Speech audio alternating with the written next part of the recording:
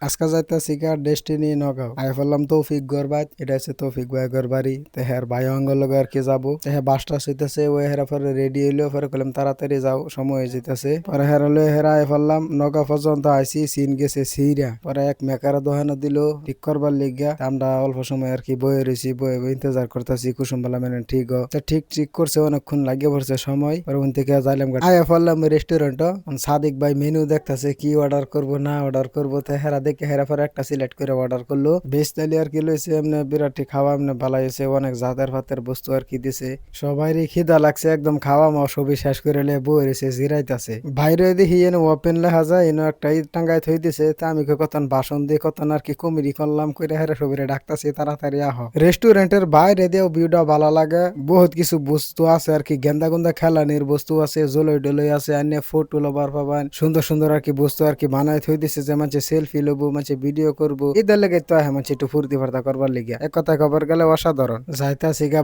বাড়ি দেখি ফুরা মেঘ এইভাবে বিজাই গেলাম।